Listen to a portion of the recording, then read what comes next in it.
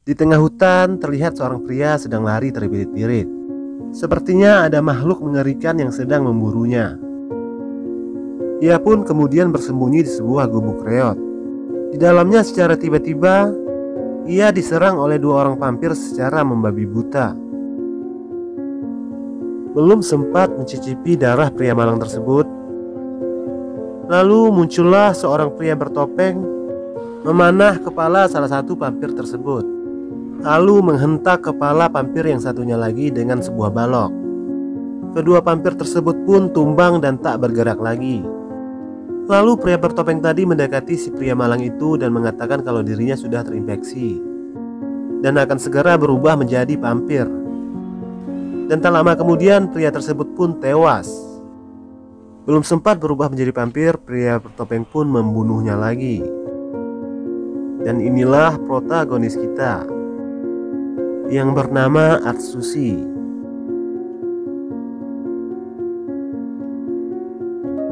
Atsushi sepertinya sadar kalau dirinya sedang dipantau oleh seseorang dari jarak yang tak begitu jauh.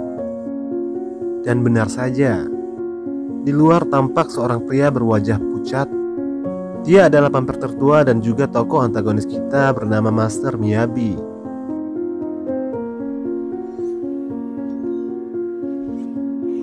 Dan inilah rangkuman lengkap film yang berjudul Higanjima, berasal dari Jepang yang rilis pada tahun 2009 yang lalu.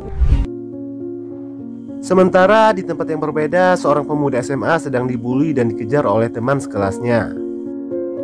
Lalu diselamatkan oleh seorang wanita misterius dan membawanya ke sebuah hotel terdekat. Di hotel tersebut, si pemuda sempat mengintip si wanita yang sedang mandi. Hampir saja ketahuan, si pemuda pun berpura-pura sedang menonton TV. Si pemuda pun sempat mencuri pandang ke arah wanita tersebut. Tak lama kemudian wanita itu pun memperkenalkan dirinya. Namanya adalah Rei. Lalu si pemuda bertanya, "Mengapa kau menolongku?" Lalu si wanita menjawab bahwa aku tertarik kepadamu, Akira. Si pemuda tampak heran bagaimana bisa si Rei tahu namanya. Lalu Rei menunjukkan sebuah KTP kepada Akira. Akira pun semakin terheran karena KTP tersebut adalah KTP kakaknya yang hilang 2 tahun yang lalu saat sedang berlibur ke sebuah pulau. Tak lain adalah Atsushi, pria bertopeng yang muncul di awal film tadi. Lalu Rei meyakinkan Akira bahwa abangnya masih hidup dan berada di suatu tempat.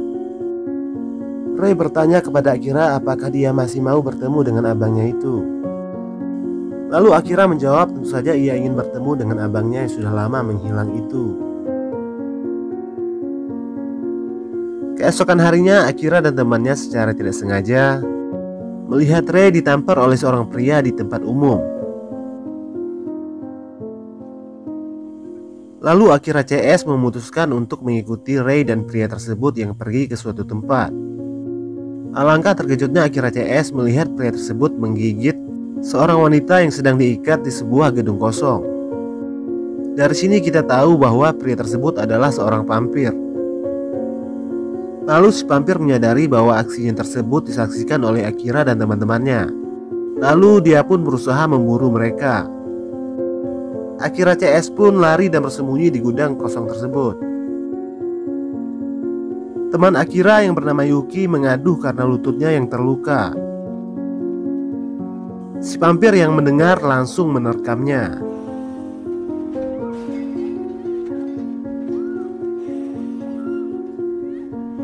Melihat itu, Akira dan temannya yang bernama Ken berusaha menyelamatkan Yuki dan memukul kepala vampir tersebut dengan sebuah besi.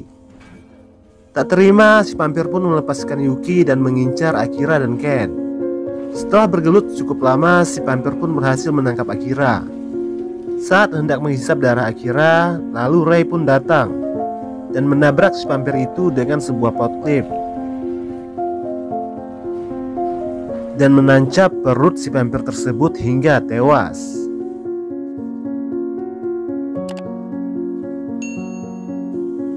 Belum yakin si vampir benar-benar mati, Rei melanjutkan memukul kepala vampir tersebut dengan sebuah besi hingga berkali-kali. Kemudian Akira menanyakan kepada Rei apa yang dia lakukan dengan vampir tersebut. Rei menjawab kalau vampir itu sedang memata-matai dirinya dan menceritakan kalau 2 tahun yang lalu pulau tempat ia tinggal diserbu oleh vampir dan membunuh hampir seluruh penduduk pulau, termasuk keluarga Rei. Rei pernah melaporkan kejadian tersebut kepada polisi, namun laporan Rei tidak ditanggapi serius karena pulau tersebut tidak tercatat di dalam peta. Rei pun meminta Akira untuk ikut bersamanya ke pulau untuk menumpas vampir-vampir tersebut dan membantu kakaknya Atsushi yang sedang berjuang melawan vampir-vampir di pulau itu. Akira pun tanpa pikir panjang menyetujui ajakan Rei tersebut agar bisa bertemu dengan kakaknya Atsushi. Teman-teman Akira yang tadinya sempat menolak akhirnya memutuskan untuk ikut dengan Akira dan Rei, bersama-sama membantu menumpaskan vampir-vampir tersebut. Mereka pun menaiki kapal menuju ke pulau bernama Hanjima tersebut. Sesampainya di pulau Hanjima, pulau yang sangat gelap dan sunyi mencekam. Tengah jalan tiba-tiba mereka dihampiri oleh seorang nenek tua. Dan nenek tua itu mengatakan kalau mereka semua akan mati.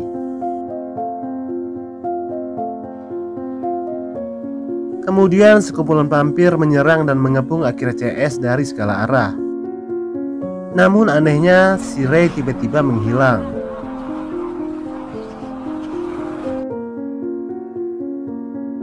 Scene pun berganti di mana Akira CS terbangun dan menyadari kalau mereka telah disekap di sebuah penjara kecil dan gelap. Lalu Ken menganggap Rei telah menjebak mereka semua agar datang ke pulau itu untuk menjadi santapan vampir. Sementara itu di ruangan lain tampak Rei sedang diinterogasi oleh Master Miyabi. Rei yang dituduh berkhianat oleh vampir yang telah ia bunuh di awal tadi yang ternyata masih hidup. Rei pun berusaha meyakinkan Master Miyabi bahwa dirinya tidak berkhianat. Namun Master Miyabi sepertinya tidak begitu percaya dengan ucapan Rei itu dan memberi peringatan kepada Rei untuk tidak sesekali bertindak bodoh dengan berkhianat kepadanya, karena dirinya pasti akan tahu. Malam itu Master Miyabi pun meniduri Rei dan menghisap darahnya. Master Miyabi tampak puas dan tertidur lelap. Lalu scene berganti di mana Ken dibawa oleh penjaga penjara untuk menjadikan tumpal makan malam sang vampir. Ken yang berontak saat hendak dibawa membuat si penjaga secara tak sengaja menjatuhkan kuncinya.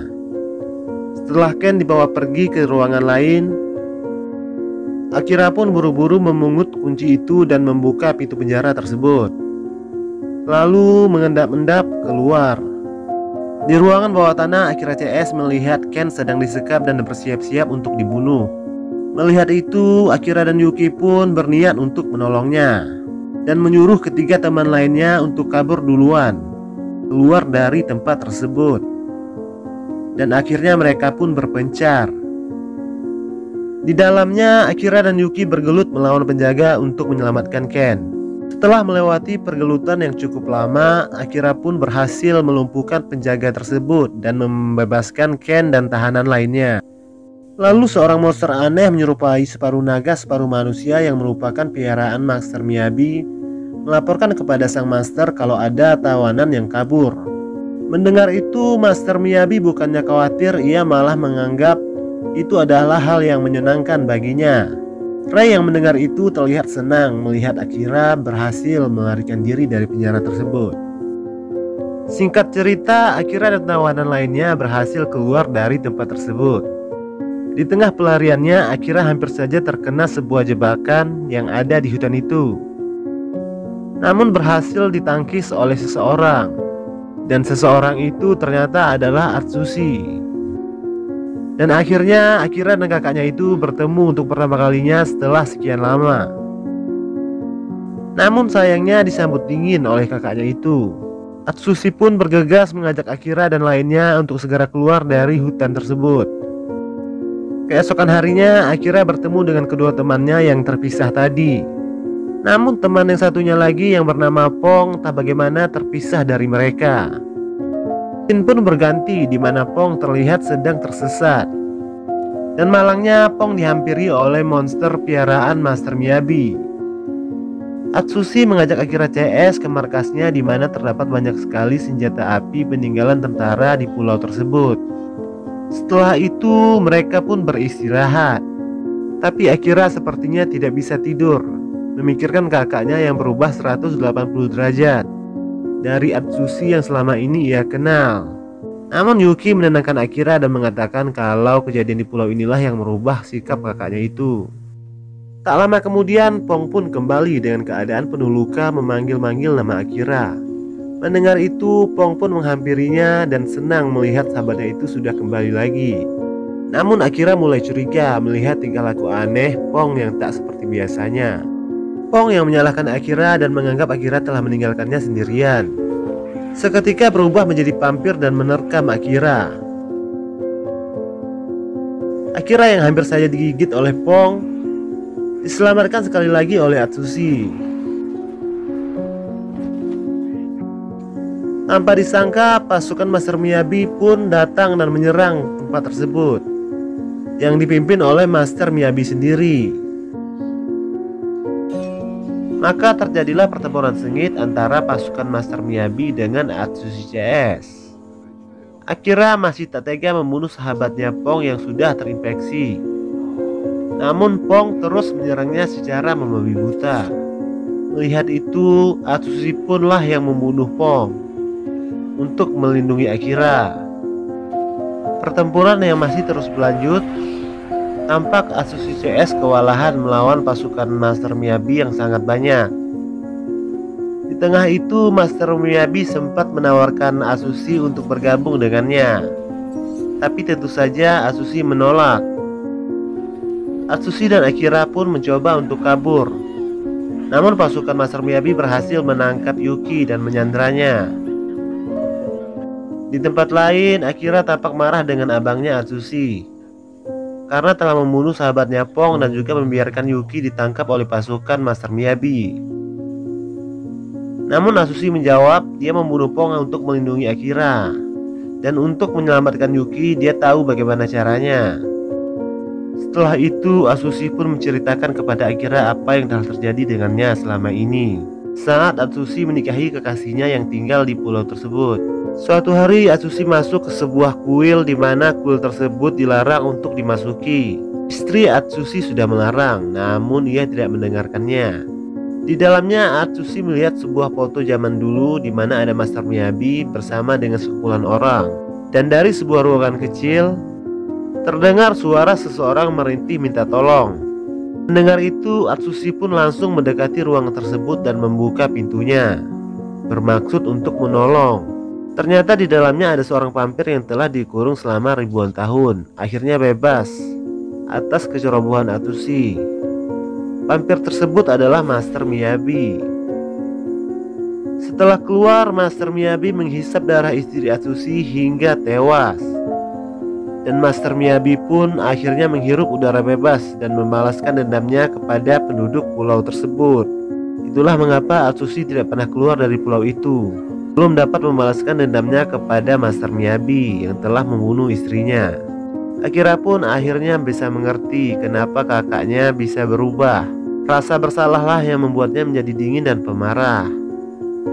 Atsushi pun membawa Akira bertemu dengan pasukan lain yang juga punya tujuan yang sama untuk menumpas Master Miyabi.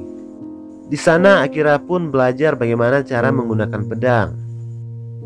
Karena tak ingin membahayakan keselamatan Akira, Atsushi pun pergi menghadapi Master Miyabi sendirian tanpa mengajak Akira ikut bersamanya. Di sana ia melawan pasukan Master Miyabi dan satu persatu berhasil ia kalahkan. Di sini kita baru tahu bahwa ternyata monster piaraan Master Miyabi adalah jelmaan nenek tua yang menghadang Akira CS di awal tadi. Monster itu menyambar Akira dan membawanya ke atas udara, berniat untuk melemparnya ke bukit yang sangat tinggi. Namun berhasil dihalangi oleh Rei yang berada di bawah, dengan cara melemparkan pisau ke atas hingga mengenai dan menusuk perut si monster itu. Seketika monster itu pun lumpuh dan terkulai tak berdaya. Secara sigap dengan keras Akira pun menghantam monster itu ke bukit batu. Dan akhirnya monster itu pun terbakar dan tewas. Di bawah Rei bermaksud untuk menikam Master Miyabi yang berada di atas kuda. namun berhasil ditangkis oleh sang master hingga Ray terpental di tanah. Lalu Master Miyabi menantang Atsushi untuk bertarung dengannya 1 lawan 1 di dalam gua. Karena dendam yang sudah memuncak, Atsushi pun mengiyakan tantangan dari Master Miyabi tersebut. Ray sempat menghalangi dan mengatakan kalau itu hanyalah jebakan dari sang master. Namun Atsushi tampaknya tidak peduli.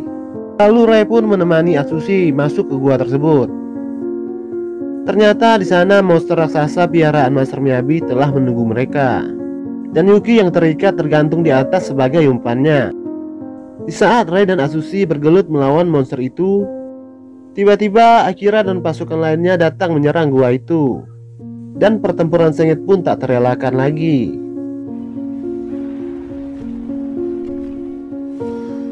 Master Miyabi pun memancing Atsushi untuk datang ke atas. Lalu mereka pun bertarung 1 lawan 1. Setelah pergelutan yang cukup lama, akhirnya Ray dan Akira berhasil melumpuhkan monster naga raksasa tersebut. Lalu Akira menyusul Atsushi untuk menyerang Master Miyabi.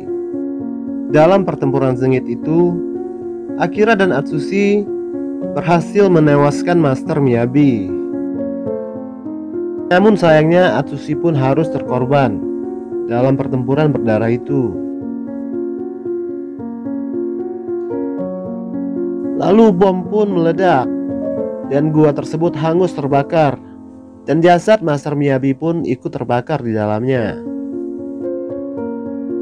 Ray, Akira dan pasukan lainnya berhasil keluar dari tempat tersebut. Ketua pulau berterima kasih kepada Akira karena telah membantu mereka dan berjanji akan menguburkan jasad Atsushi secara layak. Kemudian Akira, Ray dan teman-temannya keluar dari pulau tersebut. Maka film pun berakhir.